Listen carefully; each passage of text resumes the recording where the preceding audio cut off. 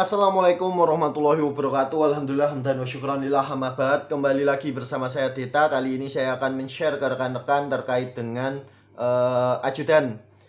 Ini adalah jabatan yang mungkin banyak dari rekan-rekan menanyakan kepada saya bahwa apakah ajudan itu ada di kejaksaan dan bagaimana cara menjadi ajudan di kejaksaan. Jadi perlu rekan-rekan ketahui bahwa di kejaksaan sendiri juga terdapat ajudan, dan di semua instansi sebenarnya mendapat kuota untuk jabatan ajudan. Akan tetapi ajudan sendiri adalah jabatan yang hanya ada di Kejati ke atas. Jadi Kejati, biro-biro, kemudian Sesjam, dan juga Jaksa Agung. Ketika rekan-rekan ditempatkan di Kecapjari dan Kejari maksud saya, itu tidak ada jabatan ajudan. Karena perlu rekan-rekan ketahui bahwa ajudan itu hanya untuk pimpinan eselon 2 ke atas. Eselon 2 itu setara Kajati, Kapolda, ke atas sampai dengan pimpinan pusat seperti Presiden, Jaksa Agung, Wakil Jaksa Agung, dan sebagainya. Untuk menjadi ajudan sendiri sebenarnya syaratnya tidak terlalu susah, karena itu memang jabatan yang sangat umum dan bukan jabatan yang diincar banyak orang, karena ajudan sendiri hanya memiliki grade itu 5. Grade 5 itu adalah grade paling rendah, sama dengan sopir atau pengemudi, sama dengan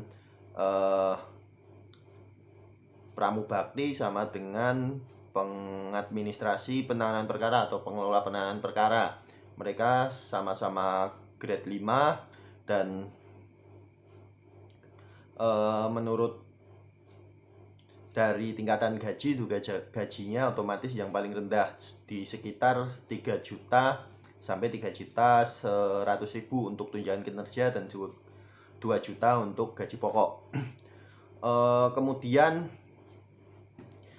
bagi rekan-rekan yang tertarik untuk menjadi ajudan, perlu rekan-rekan ketahui asal usul dari ajudan. Ajudan sendiri dulu sebenarnya bernama aide de camp, yang berarti adalah pembantu di barak atau pembantu di camp-camp militer. Atau rekan-rekan mungkin lebih familiar dengan nama ADC. ADC itu singkatan dari aide de camp, kalau nggak salah bahasa Prancis atau mana, saya juga nggak tahu itu. Itu zaman dulu memang terdiri dari orang-orang non-militer yang ingin berkontribusi untuk negaranya mengikuti perang dengan membantu kegiatan administrasi di barak-barak.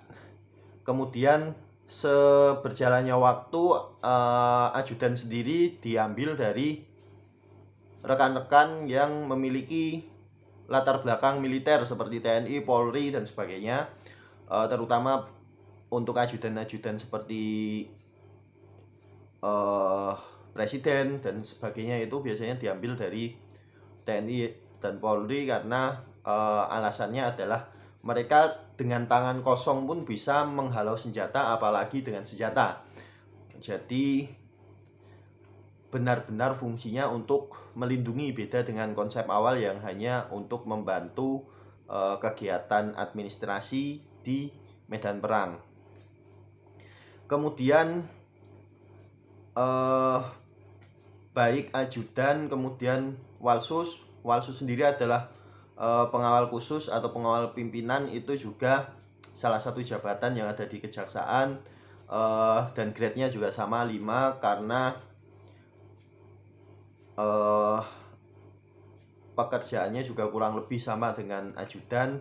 Memang kadang kerjaannya sangat padat, akan tetapi entah nggak tahu kenapa seperti ajudan dan juga Walsus itu dikasih nilai grade yang rendah dibandingkan dengan jabatan seperti sekretaris. Sekretaris itu malah lebih tinggi, yaitu grade-nya 6, sama seperti rekan-rekan yang di PBB, Pranata Barang Bukti, itu juga 6.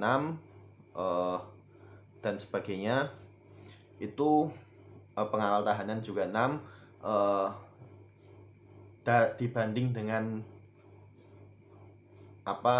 ajudan, gajinya lebih tinggi sekretaris. Padahal kalau dilihat di lapangan jam kerjanya, sekretaris mungkin pulang jam 5, jam 6, jam 7, ajudan bisa pulang jam 12, jam 1, jam 2 malam, balik lagi jam 5 pagi. Dan saya rasa itu tidak manusiawi kalau dilihat dari sisi gaji. Tapi memang ada keuntungan kalau rekan-rekan bisa menjadi ajudan, karena ajudan sendiri adalah pimpinan untuk eselon 2 dan 1, yang mana itu berarti rekan-rekan akan menjadi pembantu pimpinan, yaitu Kajati atau Kapolda atau Gubernur dan sebagainya, sampai ke Jaksa Agung, Presiden, dan sebagainya. Oleh karena rekan-rekan memiliki koneksi yang dekat dengan pimpinan, apalagi pimpinan daerah dan pimpinan pusat, maka rekan-rekan bisa memanfaatkannya untuk mencari jabatan. Dan itu banyak sekali terjadi setelah selesai menjadi ajudan. Biasanya kan ajudan itu juga ikut kuliah, kemudian mengikuti penyesuaian ijazah. Setelah 9 tahun menjadi ajudan, ikut penyesuaian ijazah, langsung mendapatkan posisi entah itu kaur maupun kasubag, dan sehingga gaji mereka tambah lagi dan grade mereka langsung naik dari grade ajudan yang 5 menjadi kaur atau kasubag, itu grade-nya 8. Jadi dari gaji 3 juta bisa langsung menjadi gaji maksud saya tunjangan 3 juta, tunjangan kinerja, menjadi 4.500.000 kalau grade 8. Dan itu salah satu benefit menjadi ajudan. Selain itu juga rekan-rekan mungkin ini sebenarnya tidak baik untuk diceritakan, tapi memang harus diceritakan ajudan sendiri, karena anak buah langsung dari pimpinan daerah dan pimpinan pusat biasanya banyak yang peduli, banyak yang entah itu lebaran ngasih THR, entah itu waktu makan siang ngasih makan dan sebagainya. Itu salah satu benefit juga. Selain itu juga koneksi rekan-rekan di luar kejaksaan sangat luas. Antara lain rekan-rekan bisa mengenal personil-personil di instansi lain seperti Polri, TNI dan sebagainya. Apalagi mereka juga otomatis ajudan pimpinan, dan koneksi rekan-rekan, mungkin kalau rekan-rekan mau membangun karir di dunia politik atau di dunia bisnis, kesempatannya lebih terbuka lebar. Kemudian untuk kelemahan ataupun juga kekurangan menjadi ajudan, yang pertama tadi untuk honor, memang ajudan ini tidak dianggap bekerja. Kalau kita lihat dari gajinya itu memang kinerja dari, kan tukin itu tunjangan kinerja ya, berarti dilihat dari pekerjaan tiap jabatan. Nah kalau ajudan itu ditaruh di jabatan grade 5, berarti kan dianggap kinerjanya itu kurang, padahal kinerjanya justru kalau ajudan itu sangat tinggi. Akan tetapi gajinya rendah. Mungkin kalau menurut saya itu perlu ada regulasi ulang, karena mengingat ajudan sendiri pekerjaan yang cukup berbahaya, dan bahkan kalau pimpinan mendapatkan ancaman yang harus mengorbankan diri, biasanya adalah ajudan terlebih dahulu. Kemudian selain dari honor, kemudian jam kerja untuk ajudan biasanya ini bahkan sopir-sopir ataupun teman-teman yang dikejari atau kecap jari atau kapolsek atau kapolres itu yang diajak pimpinan untuk ikut serta pimpinan itu biasanya mendapat perlakuan yang sama, yaitu adalah jam kerjanya sangat fleksibel, di mana rekan-rekan yang lain itu bisa datang jam 8, pulang jam 5, jam 6, jam 7. Kalau yang ajudan itu datang jam 5, pulang jam 12, jam 1 malam. Kemudian kekurangannya capek jelas.